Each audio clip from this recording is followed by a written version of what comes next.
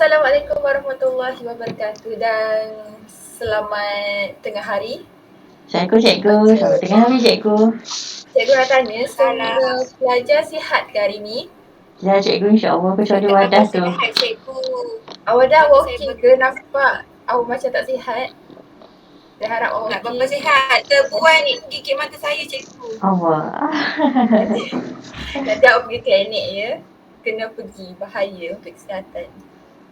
Okey, Baik, cikgu. memandangkan semalam kes COVID-19 berangka 7,234 kes, saya minta awak semua sentiasa berhati-hatilah sepanjang jalan awak pergi ke mana saja, bawa hand sanitizer, sentiasa basuh tangan dengan sabun sekurang-kurangnya. Okey. Cikgu nak imbas kembali lah untuk minggu lepas kita dah belajar tentang tajuk reka bentuk industri. Okey.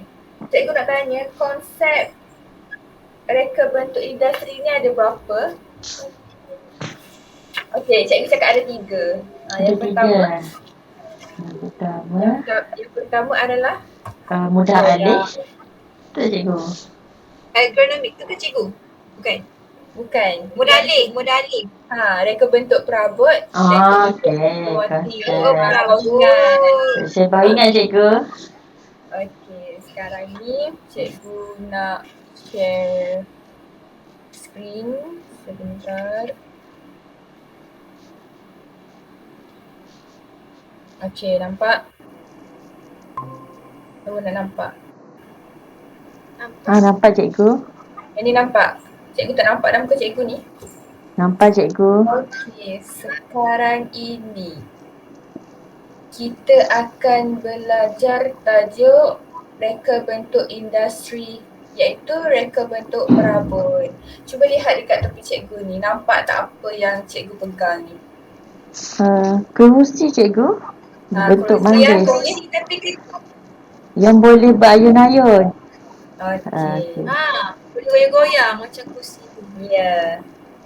Okey, objektif hari ini adalah pelajar dapat menjelaskan peranan pereka bentuk industri. Yang kedua adalah pelajar dapat membuat eksperimentasi dan penerokaan alatan dan bahan dalam reka bentuk industri.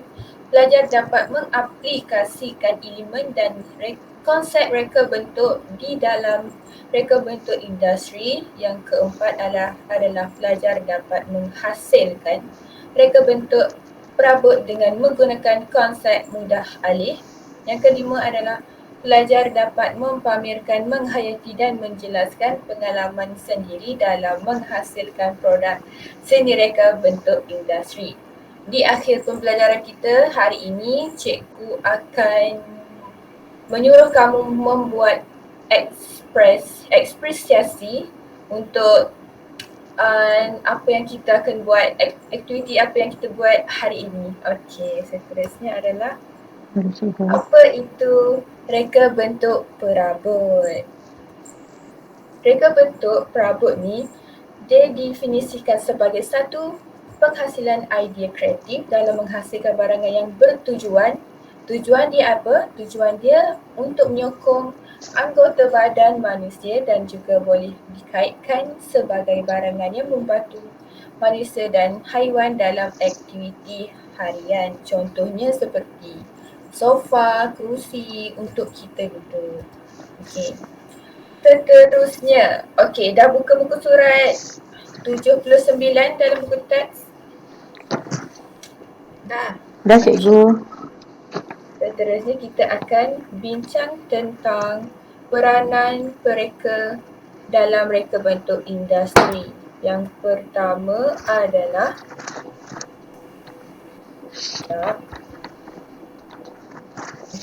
yang pertama adalah mengenal pasti sesebuah produk yang akan dihasilkan berdasarkan fungsi yang dikehendaki oleh pengguna. Okey, kita kena tahulah apa kehendak pengguna yang sebenarnya. Kita kena kenal pasti produk yang akan dihasilkan tu. Kita nak buat produk ni Produk ni kita kena tahu isu-isu semasa, apa yang diperlukan oleh masyarakat sekarang, macam tu. Yang kedua adalah memastikan produk yang dihasilkan mendapat tempat di pasaran dan diterima oleh pengguna. Kita kena tahulah sejauh mana produk tu boleh pergi. Tengok kepada peranan produk yang kita hasilkan. Dia boleh dipasarkan atau tidak. Yang seterusnya adalah memastikan penghasilan produk menitik beratkan aspek keselamatan terhadap pengguna. Kita buat produk ni, kita kena tahulah fungsi produk yang kita buat tu. Dia memberi kebaikan ke dekat pengguna. Apa yang kita buat tu, kita kena pentingkan ciri-ciri keselamatan. Contohnya, kita nak buat almari. Kita dah siap almari dan kita jual almari. Lepas tu pengguna beli almari tu, dia buka almari, terus kena paku dekat tangan dia. Maknanya ciri-ciri keselamatan pada almari tu tak ada lah. Jadi kita kena titik beratkan lah ciri-ciri keselamatan tu. Faham tak? Okey. Faham Seterusnya, cikgu. memastikan penghasilan produk menitik beratkan aspek keselamatan. Macam tadi cikgu cakap, menganalisis keperluan fungsi dan mengkaji reka bentuk produk dengan lebih efektif dan baik.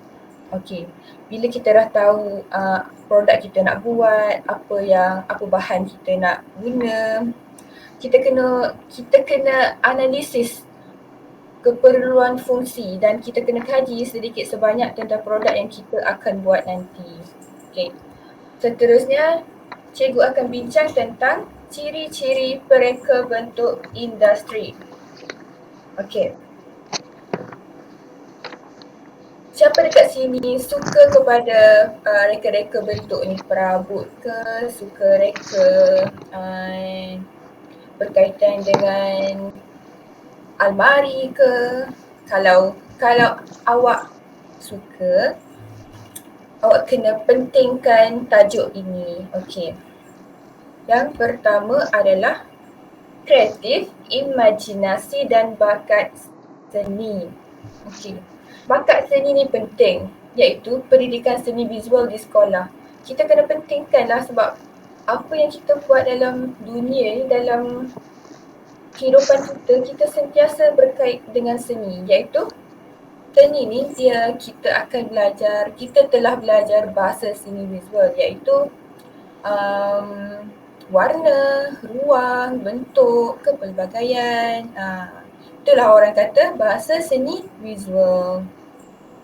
Kita juga kena kreatif dan imajinasi kita ni sentiasa ke depan. Apa yang kita nak reka, apa yang kita cuba sampaikan, kita sentiasa positif dan sentiasa up to date orang panggil.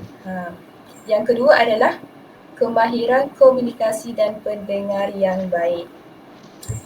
Sejauh mana kita pergi, sejauh mana produk kita hasilkan, yang penting kita kena mahir komunikasi.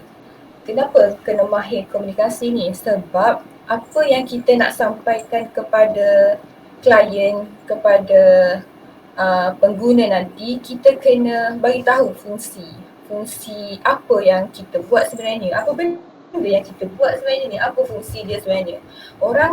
Orang nak tahu fungsi, orang nak tahu cara kita bercakap tu, bila cara kita bercakap ni kena dengan kesesuaian kehendak pengguna, dia akan mudahlah untuk tarik perhatian mereka untuk beli barang kita. Okey. Seterusnya adalah cita rasa warna yang baik dan teliti. Bila kita cakap pasal cita rasa warna ni, setiap pereka bentuk industri ni sentiasa kena bijak dalam memilih warna apa yang sesuai. Dalam warna kan ada warna panas, ada warna sejuk. Warna panas ialah warna kuning, warna merah. Kalau warna sejuk pula kita tengok pada biru laut, macam tu. Dan kita juga kena teliti lah apa yang kita buat, segala benda kita buat, kita reka, semua kita kena teliti, sentiasa teliti. Tak ada yang bertaburan ke apa. Okay. Seterusnya adalah kemahiran menyelesaikan masalah. apa yang masalah, apa jua masalah datang, apa jua risiko yang datang, kita dapat selesaikan masalah dengan baik. Macam mana nak selesaikan masalah? Contoh dia, kita reka kerusi. Kaki kerusi tu patah. Tiba-tiba kita baru jual. Lepas tu tiba-tiba kaki kerusi patah. Apa yang kita kena buat? Kita kena fikir bahan apa lagi yang sesuai untuk selesaikan masalah kaki kerusi yang patah tu. Jadi kita tak boleh guna bahan yang telah kita guna, kita kena tukar kepada sesuatu yang lebih kukuh. Itulah cara seorang pereka bentuk industri ini selesaikan masalah. Seterusnya adalah flexibility dalam mereka bentuk.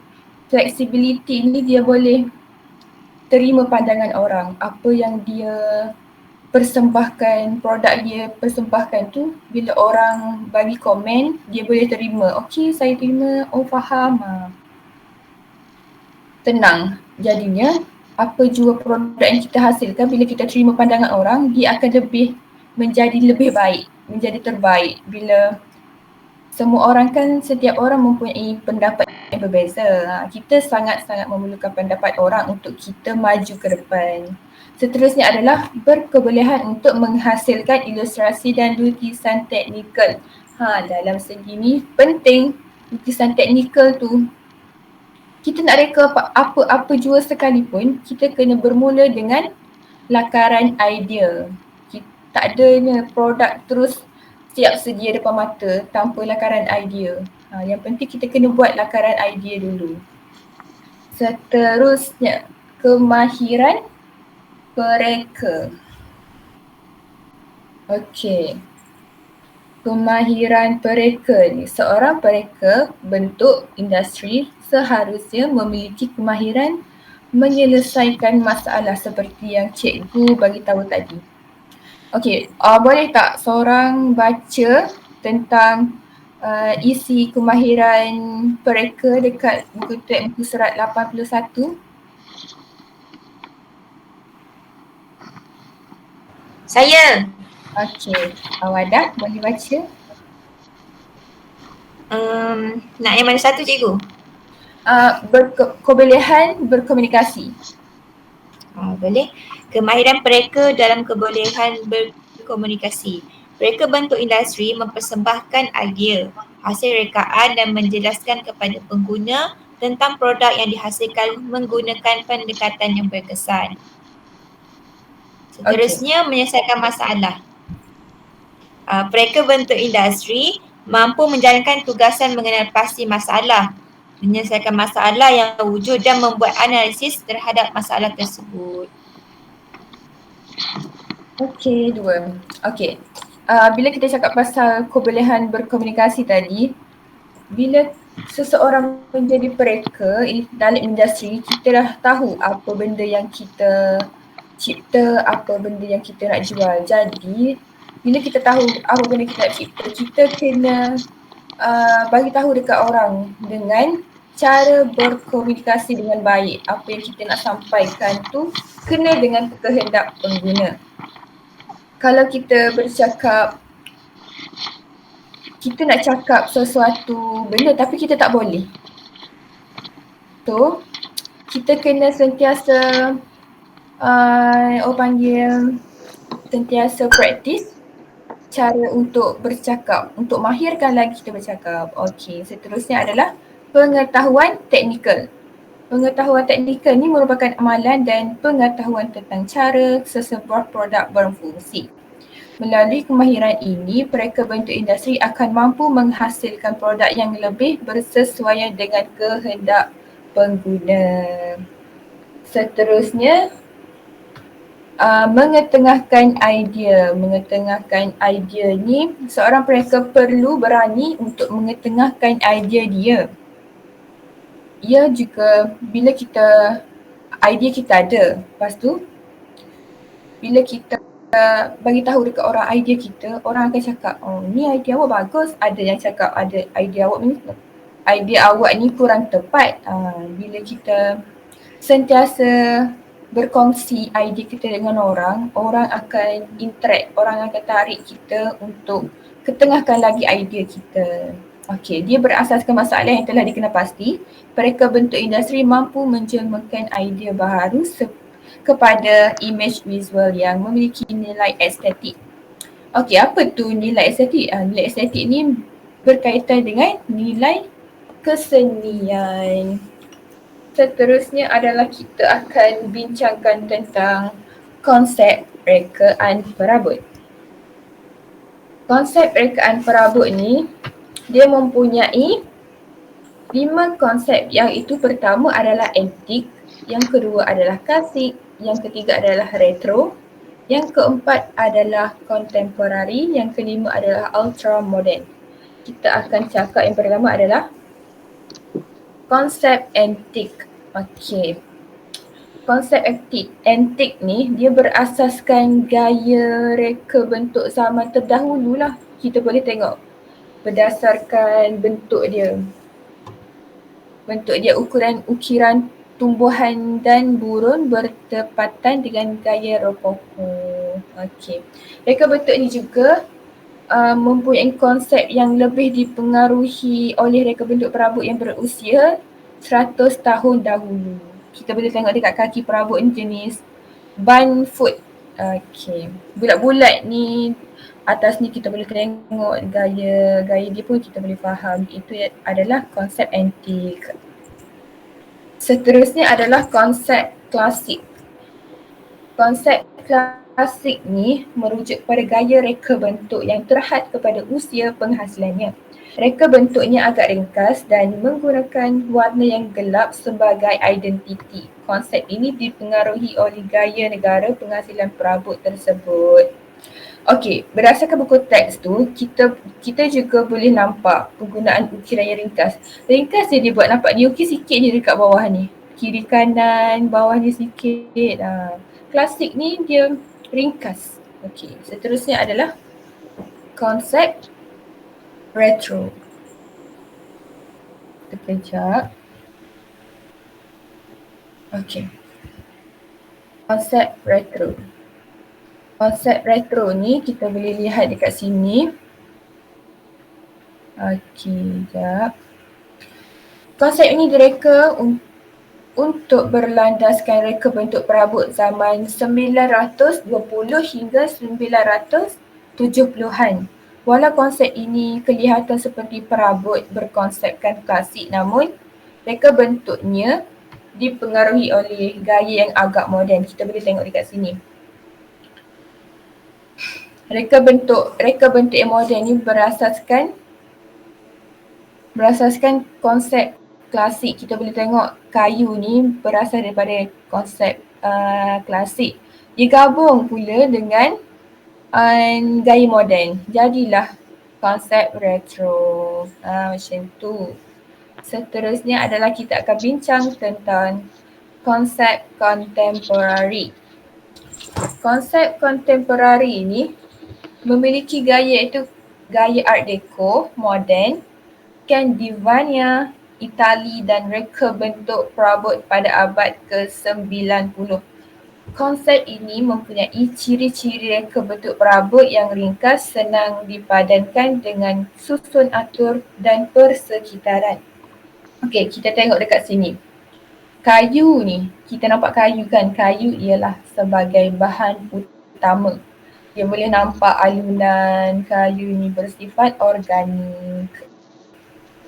Okey, seterusnya kita beralih kepada gambar yang seterusnya adalah nampakkan bersifat organik. Dia ni kayu tapi bila dia dah cat kita nampak bentuk macam plastik. Ringkas dan mudah. Seterusnya adalah konsep ultra modern. Boleh tak seorang baca konsep ultra modern ni? Saya boleh. Okey. Konsep ini lebih kelihatan abstrak dengan penggunaan bahan dan warna yang pelbagai ditebakkan dalam reka bentuknya. Konsep ini juga banyak dipengaruhi oleh gaya futuristik dan moden. Reka bentuk perabot banyak menekankan idea-idea yang luar biasa dan fungsi yang canggih. Itu je, cikgu. Okey, kita boleh lihat dekat sini.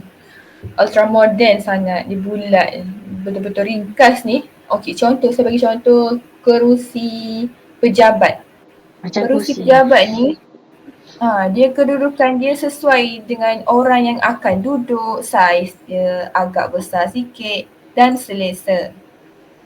Bila kita tengok kerusi zaman dulu, ingat tak kerusi kita balik rumah kampung dulu, dia nampakkan kerusi kayu yang petak pasti ada balang-balang belakang tu. Ingat. Yang tu kerusi yang zaman dahulu, dia letak apa? Letak cushion, petak-petak, ada 6 cushion. Lepas tu mak kita pun jahit sampul kerusi. Okay, seterusnya macam ni. Macam ni pun selesa, ultra modern.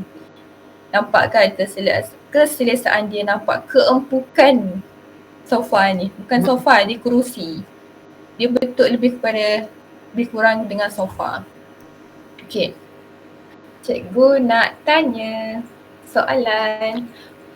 Berapakah konsep rekaan perabot yang telah kamu belajar? Boleh tak senaraikan 3 konsep yang kita belajar tadi? Baru je kita belajar.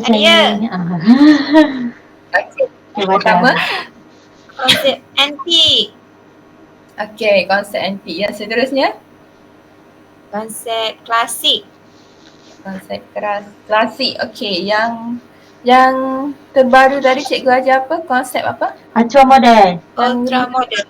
Ultra modern, betul. Okay. Seterusnya, apa yang dimaksudkan dengan futuristic? Kalau nak tahu, kamu boleh buka muka surat Masa hadapan cikgu. untuk glosari. Saya nak baca. Okey, silakan. Berkenaan idea yang mengarah ataupun menuju ke masa depan. Futuristic ni bersifat kepada masa depan lah. Future. Okey, seterusnya adalah apakah ciri-ciri yang perlu ada pada seorang pereka bentuk industri? Kreatif. Ya ke? Imaginasi dan bakat seni. Okey, betul. Dia perlu ada kreatif, imajinasi dan bakat seni. Macam cikgu bagi tahu yang awal permulaan kita belajar tadi. Okey, sekarang ini aktiviti. Okey, aktiviti ni akan dilakukan secara berkumpulan iaitu 3 orang satu kumpulan. Nanti kamu kena agihkan kumpulan bersama kawan-kawan sekelas kamu. Okey, tajuk dia adalah dengan bertemakan buah manggis, anda dikehendaki mereka bentuk satu perabot mengikut konsep yang telah anda pelajari sebentar tadi. Kita bermula daripada buah manggis. Buah manggis, lepas tu kita olah menjadi perabot. Ikutlah awak nak buat dari katil ke, awak nak buat dari kerusi ke, awak nak buat dari meja ke. Seterusnya cikgu akan tunjuk video yang cikgu buat, rakaman cikgu buat menggunakan konsep buah manggis. Okey. Wah.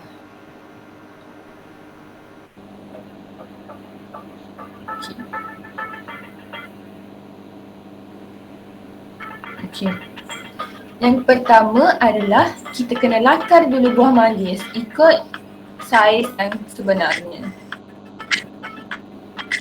Kita buat dulu garisan-garisan dia.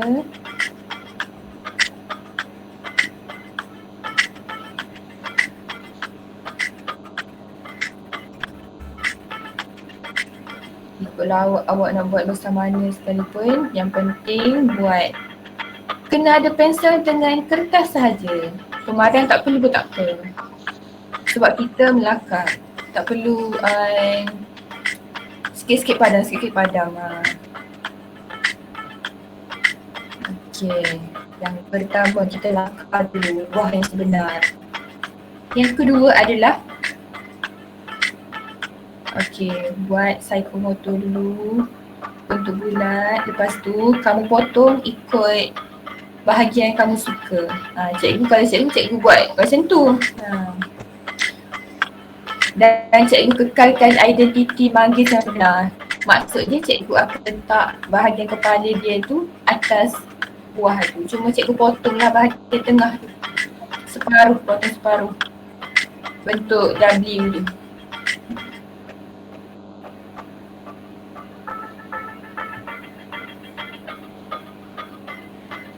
Okey, seterusnya kita akan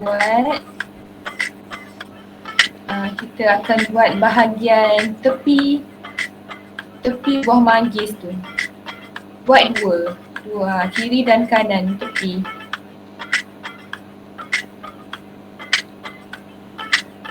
Okey, kita nampak kiri dan kanan dia. Buat dulu bahagian tepi, kiri kanan. Kita buat dua sebab kita nak letak bahagian kiri dan kanan kita. Okey, langkah yang keempat.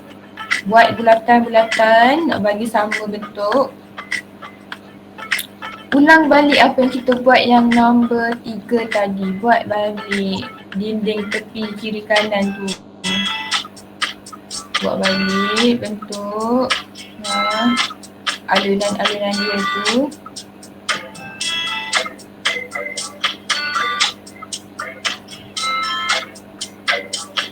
Okey, idea cikgu seterusnya adalah cikgu akan letak papan kat bahagian tengah untuk alat untuk bersandar. Maksudnya kita buat kerusi lah. Yang tu bahagian bawah dia. Yang tu bahagian kaki dia. Okey, nampak bentuk. Semakin nampak bentuk kerusi kita nak buat. Okey, bahagian atas tu macam tadi cikgu cakap, cikgu kekalkan identiti manggis tu. Kita buat sebagai untuk bumbung lah. Bumbung kerusi tu.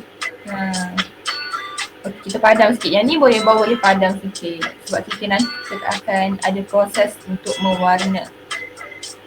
Okey, dekat bawah tu cikgu letak tempat untuk letak kaki. Okey, sekarang ni untuk kita nampak lagi jelas, cikgu menggunakan pen dakwat hitam untuk kelihatan lebih jelas lukisan tersebut. Ikut saja outline garisan.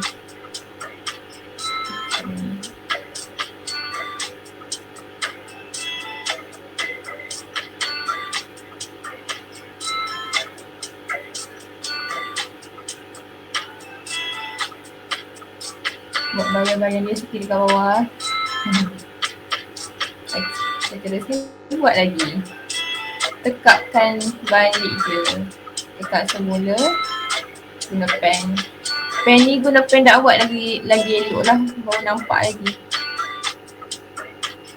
Okey, yang keempat. Baru nampak tadi. Tadi kita lakar. Yang ni baru kita yakin boleh guna pen.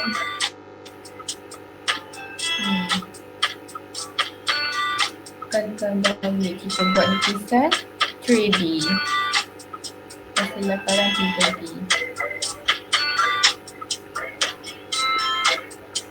Bahagian tempat untuk kita sandang, untuk kita duduk. Bahagian bawah tu cikgu akan buat laci nanti.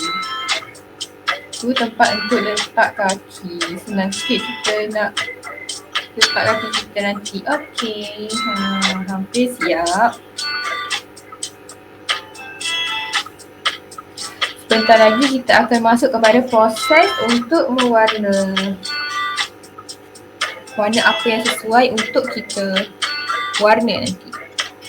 Jangan lupa letakkan lukis meja untuk senang. Kita nak lukis apa-apa lagi, senang untuk kita letak meja terus. Letak papan dekat situ. Seterusnya cikgu akan tunjuk pasal untuk mewarna ni. Okey. Cikgu menggunakan marker pen warna ungu dan kita conteng dia dulu ikut teknik hatching. Buat dulu bagi nampak bentuk buah manggis tu. Seterusnya ambil marker yang lebih tebal, warnakan seluruh. Kamu boleh guna juga pensel warna, crayon pun boleh. Cikgu pilih warna marker senang sikit dan cepat. Okey, kelopak dia tu cikgu buat warna hijau, hijau muda yang pertama. Seterusnya cikgu akan masukkan sedikit warna hijau terang. Okey. Tangkai dia tu kita buat warna coklat. Okey. Siap untuk pertama. Kedua pula, jangan lupa buat bayang. Nampak dah sikit bayang-bayang tu. Seterusnya, okey, yang ni kita masukkan elemen bahan apa kita nak guna. Cikgu buat warna ginger tu sebabnya nanti cikgu akan guna kayu untuk projek kita yang sebenar-benarnya. Nanti pun cikgu akan tunjuk hasil barang sebelum cikgu guna kayu, iaitu cikgu akan guna polystyrene yang langkah seterusnya. Okay, warna-warna dulu kita sesuaian. Okay. Agak-agak kita nak buat warna apa dekat kerusi dia.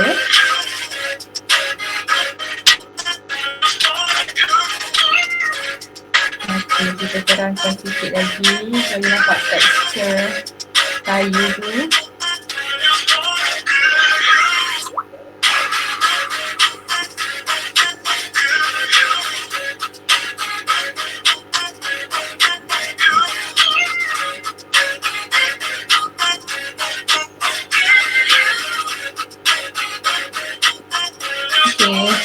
Seterusnya kita buat kelopak dia masih dengan warna hijau.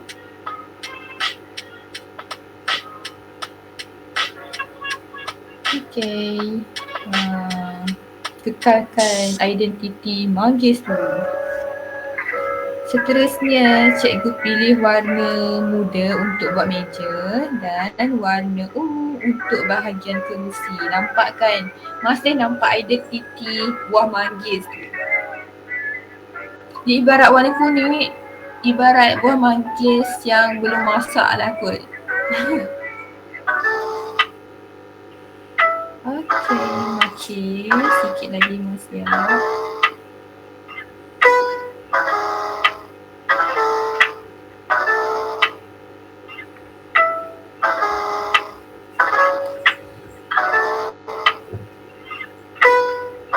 Buat bayang dia dekat bawah, bagi dia lebih nampak lukisan 3D.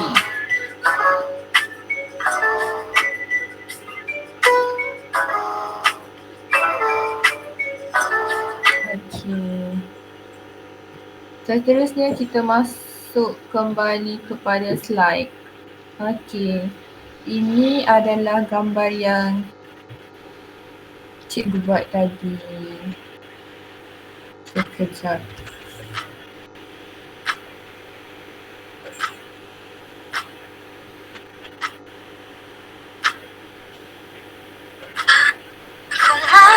Sekejap, dengar yang YouTube lagi.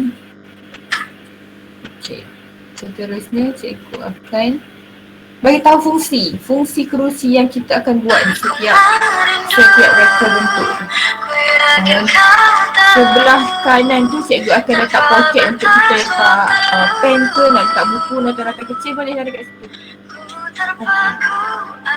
Seterusnya cikgu akan letak anak panah. Yang tu cikgu akan guna papan atau polystyrene untuk proses kedua nanti. Seterusnya atas tu cikgu akan guna aluminium foil untuk bentukkan kelopak tu. Lagi sofa dia tu cikgu akan guna polystyrene juga dan papan. Yang dekat bahagian bawah cikgu akan guna kertas keras. Okey, macam tu lah nanti. Sekarang fungsi dia. Fungsi dia yang pertama adalah untuk kita duduk. Yang kedua adalah untuk kita membaca buku. Kita boleh letak kat sini buku-buku ni halus-halus. Kat belakang ni kan ada nanti cikgu akan buat. Yang ketiga adalah kita boleh menulis menggunakan meja ni. Dia ada juga tempat simpan buku dekat belakang kerusi. Yang kelima adalah terdapat tempat letak kaki. Tak adalah kita leruh letak straight je dekat bawah. Ada juga tempat letak kaki tu. Seterusnya adalah inilah gambar yang kita buat tadi. Okey, ini adalah hasil model mock-up yang cikgu dah buat. Cikgu bagi tahu tadi. Cikgu menggunakan polystyrene. Ni aluminium foil. Untuk bahagian atas dia ni adalah meja, ni tepi ni ada poket. Bawah ni pun ada poket. Belakang pun ada. Okey. Ni tempat letak kaki. Ni tempat dia untuk dia boleh bergerak berayun sikit. Cikgu buat. Nampak ni sebelah kita boleh buka. Kita boleh letak buku-buku. Okey, macam tu lah. Kita boleh laraskan, boleh angkat. Okey, seterusnya. Inilah proses-proses untuk cikgu buat ni. Cikgu buat mock-up ni. Proses dia bermula warna putih lah. Polystyrene tu warna putih. Nanti cikgu akan cat lah. Cikgu telah cat warna ungu ni. Ni proses dia. Ni ada lagi atas ni. Untuk bahagian atas ni cikgu spray. Spray sepatutnya warna hijau tapi masa tu cikgu tak ada spray warna hijau, jadi cikgu buat je warna orange campur kuning. Jadilah juga. Okey, ni adalah gambar proses perabot kerusi yang cikgu buat ni. Cikgu bagi nama kerusi serbaguna. Kita bermula daripada plywood dan kita potong plywood ni. Bentuk yang kita buat tadilah ikut lakaran, sebab tu lakaran itu penting dalam menghasilkan produk. Okey, seterusnya adalah untuk bahagian tengah ni cikgu akan letak kayu untuk bentukkan bahagian kerusi. Seterusnya cikgu dah letak bahagian kerusi ni. Okey, dah makin siap. Tapi belum siap lagi. Tengah ni cikgu akan letak cushion. Letak span ke apa bagi dia kenyal. Okey, lebih kurang lah. Yang ni adalah mesin untuk potong kayu ni, bagi dia bentuk sikit, bentuk organik ni. Okey, sekarang ini cikgu nak tanya tentang apresiasi seni. Okey, apresiasi seni. Siapa boleh bagi tahu apa yang kamu faham tentang produk yang kita akan buat ni? Siapa boleh nampak macam bentuk manggis. Ya, betul. Ada warna panas dekat atas tu. Atas warna Warna panas. panas. Lepas tu gunakan warna sejuk iaitu ungu. Ya, Lepas tu betul. berbentuk organik. Ya. Organik.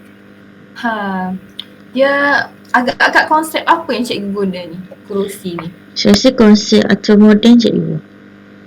Betul, ultramoden sebab dia mudah, dia abstrak Ya cikgu. dengan menggunakan bahan dan warna. Okey, dia juga bersifat futuristik. Okey, sekarang ini terima kasih Sarah Amila. Seterusnya kita kembali kepada buku teks, muka surat 87 dalam buku teks. Kamu boleh baca sendiri di sini tentang imbas kembali untuk kita buat perumusan. Apa yang kita belajar hari ini adalah peranan pereka bentuk industri, ciri-ciri pereka bentuk industri dan konsep pereka bentuk industri. Akhir sekali adalah kemahiran pereka bentuk industri. Kemahiran pereka bentuk industri ni dia mampu menyelesaikan masalah dengan baik, mengetengahkan idea apa sebarang idea yang dia buat, dia ketengahkan untuk dipasarkan dan macam tu. Okey, seterusnya adalah pengetahuan teknikal dan kebolehan berkomunikasi. kita nak buat sesuatu produk, kita kena tahu cara untuk tarik minat pengguna. Macam mana kita nak tarik minat pengguna? Kita kena tahulah apa yang pengguna nak sebenarnya. Apa kemahuan dia, apa bentuk yang dia suka. Jadi kita buat bentuk yang dia suka lah, baru dia senang nak tertarik apa yang kita nak pasarkan nanti. Macam tu lah. Jadi, okey, tamat. Semoga pelajar cikgu berjaya. Okey, untuk kerja rumah nanti, cikgu nak kamu pilih satu objek, sama ada ia flora atau fauna. Kita lebih kepada fauna lah kan. Fauna ke ikutlah fauna ke flora. Boleh je, tadi cikgu buat bentuk manggis, cikgu pilih manggis. Kamu nak buat bentuk pisang boleh. Pisang, kerusi pisang ke, kamu nak buat kelongsor pisang ke apa, nanti kamu akan buat lakaran idea berbentuk 3 dimensi. Link YouTube tu nanti cikgu akan hantar dekat WhatsApp. Nanti kamu boleh rujuk dekat situ nanti kamu nak buat kerja rumah. Bahan kamu kena guna pensel mechanical boleh, pensel biasa pun boleh. Lepas tu pemadam pun get ready, standby. Sedialah untuk pemadam, untuk menulis. Okey, seterusnya kamu kena ada kertas lukisan. Ikutlah saiz A4 ke, saiz A3 ke, warna hitam ke, warna kuning ke apa, warna apa, sebarang kertas berwarna ke apa boleh je guna untuk kamu lukis idea tu. Yang penting minggu depan cikgu nak tengok lakaran idea kamu. Ikutlah macam mana, tapi cikgu nak 4 step je, 4 lakaran je cikgu nak. Senang. Nanti lagi 2 minggu kita akan membuat proses macam ni, proses mock-up. Kita guna barang yang mudah didapati dulu. Seterusnya, langkah ketiga baru kita buat betul-betul produk sebenar. Kita guna kayu ke, kita guna barang yang sesuai dengannya. Okeylah, cikgu nak pesan sebelum mengakhiri sesi pembelajaran kita hari ini, cikgu nak kamu sentiasa waspada bila keluar rumah, pakai mask, pakai pelitup muka, sentiasa jaga kebersihan, jaga diri. Mana-mana pun sekarang ni musim mencuri pun ada ni. Tapi mana-mana kau pergi tu sentiasa dengan ibu bapa lah ya, kalau boleh lah. Bersama ibu bapa, elakkan sorang-sorang, elakkan jalan sorang ke apa. Kita tak tahu bahaya tu bila masa boleh timpa kita. Jadi, sentiasa jaga diri lah. Tengok musim COVID sekarang makin naik. Memang sangat-sangat kena hati-hati dekat luar sana. Jadi terima kasih kerana bagi kerjasama, baca, ikut apa yang cikgu cakap tadi. Nanti siapkan kerja sekolah kamu ya. Boleh cikgu.